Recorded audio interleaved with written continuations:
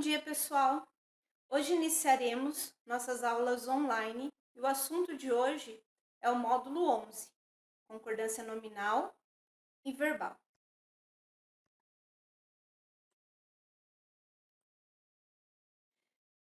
Antes de entendermos o que é concordância verbal e concordância nominal, vamos entender o significado da palavra concordância.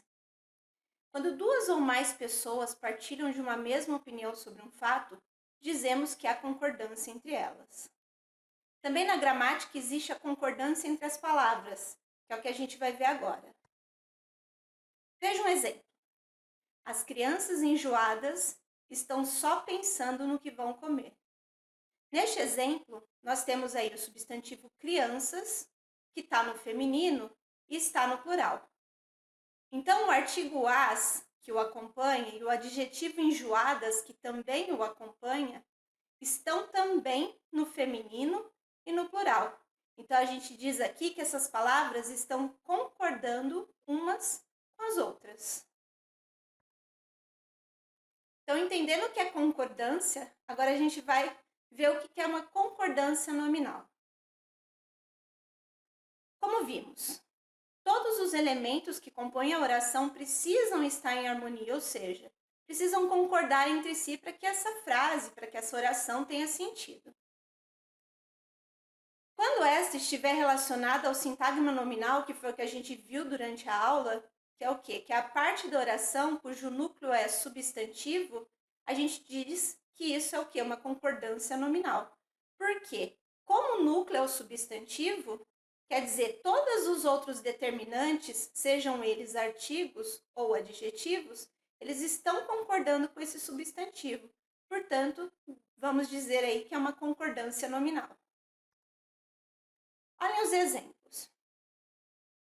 As pessoas atentas aprendem mais.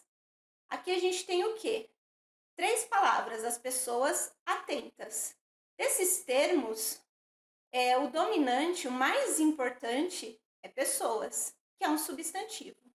O as é um artigo e o atentas é um adjetivo. E ambos estão fazendo o quê? Estão determinando esse substantivo. Portanto, a gente tem uma concordância nominal, onde todos os termos concordam com o substantivo pessoas. Então, eu coloquei aqui um esqueminha, representando a concordância nominal. Então, sempre nós teremos o quê? Um substantivo mais seus determinantes, que no caso que a gente já viu anteriormente, artigos e adjetivos. E todos eles concordarão com o substantivo em gênero e número. O que é gênero? Masculino e feminino, número, singular ou plural.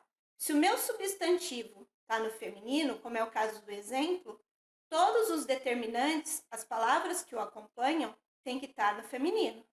Se o meu substantivo está no plural, todos os determinantes, que são as palavras que o acompanham, têm que estar no plural, assim como o exemplo. Então, agora a gente vai ver a concordância verbal. O próprio nome diz verbal, é aquilo que vai fazer o quê? Vai concordar com o verbo. Mas antes de nós entendermos a concordância verbal, a gente precisa entender o que é o sujeito.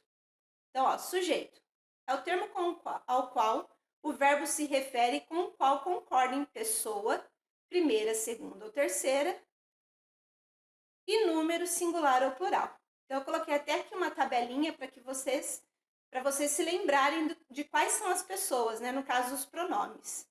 A gente tem a primeira pessoa, segunda e terceira pessoa do singular, que é o eu, tu, ele ou ela. Primeira, segunda e terceira pessoas do plural, nós, vós, eles ou elas. Assim, um dos recursos para achar o sujeito é procurar o quê? O termo com o qual o verbo concorda. Como que a gente faz isso? Uma maneira de encontrar o sujeito na oração é sempre fazer o quê? A pergunta para o verbo. Quais perguntas? Quem ou o quê? Veja os exemplos. Essa frase, pessoas cantam. A gente sabe que o verbo é cantam, que vem do verbo cantar. Aí eu pergunto para o verbo, quem canta? Qual é a resposta que eu tenho? Pessoas. Então, o sujeito dessa frase é pessoas. O trem chegou. Qual é o verbo? chegou. Aí eu faço a pergunta: o que chegou? O trem. Então, o trem é o sujeito. Só que nós temos vários tipos de sujeito. Nós vamos ver os dois principais. Sujeito simples. Sujeito simples é aquele que apresenta apenas um núcleo. O que é o núcleo do sujeito? É a palavra mais importante. Olha um exemplo. As cigarras cantam. Verbo, cantam. Quem canta? Quem canta? As cigarras. Sujeito simples. Vamos entender por que ele é simples. As cigarras. Esse sujeito ele é formado de duas palavras, mas a palavra principal é cigarras. Como eu só tenho uma palavra principal, uma palavra mais importante, então eu digo que cigarras é o núcleo. Como esse sujeito é formado de apenas um núcleo, eu vou dar o nome de sujeito simples. Agora, o sujeito composto é aquele que apresenta mais de um núcleo, quer dizer, dentro do meu sujeito eu tenho mais de uma palavra importante. Olha um exemplo. As cigarras e os pássaros cantam. Verbo cantam. Quem canta? As cigarras e os pássaros. Então, isso tudo é o meu sujeito. Vamos analisar esse sujeito, que é composto de 5 palavras. Quais ou qual, são as palavras mais importantes? Cigarras, pássaros. Então, se eu tenho 2 palavras que são as mais importantes, eu tenho 2 núcleos dentro desse sujeito. Portanto, eu tenho um sujeito composto. Agora, como vocês entenderam um pouco o que é o sujeito, a gente vai entender o que é realmente a concordância verbal. Então, concordância verbal é a igualdade de flexão de pessoa, primeira, segunda ou terceira, e número singular ou plural, entre quem? Entre o sujeito e o seu verbo. Então, o verbo ele vai concordar com o sujeito, tanto em pessoa quanto em número. Vamos ver o exemplo. Nós estamos no 6º ano. Verbo, estamos. Quem está no 6º ano? Nós. Então, nós é o sujeito da minha frase. Percebam que o estamos ele está no plural e está na primeira pessoa do plural, que é o nós. Por quê? Porque ele está concordando com o seu sujeito. Então, aqui, nós estudamos, nós temos uma concordância verbal, pois o meu verbo está concordando com o meu sujeito. Outro exemplo. O trem chegou. Qual o verbo? Chegou. O que chegou? O trem. Sujeito. Percebam que chegou é um verbo que está no singular e está na terceira pessoa também do singular. Por quê? Porque ele concorda com o trem, que é o sujeito. Então, aqui a gente tem uma concordância verbal, pois o meu verbo concordou em número e pessoa com o meu sujeito.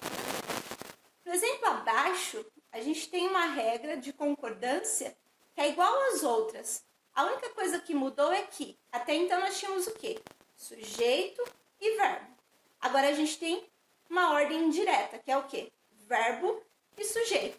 Mas a concordância, ela tem que se dar da mesma forma. Olha um exemplo. Chegou o trem. Verbo, chegou. O que chegou?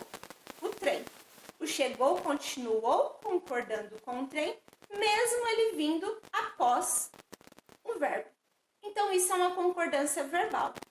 Então, para finalizar, concordância nominal é quando eu tenho termos que concordam com o substantivo, que é o termo mais importante. E concordância verbal é sempre o quê? Uma concordância do verbo com o seu sujeito. Então é isso, pessoal.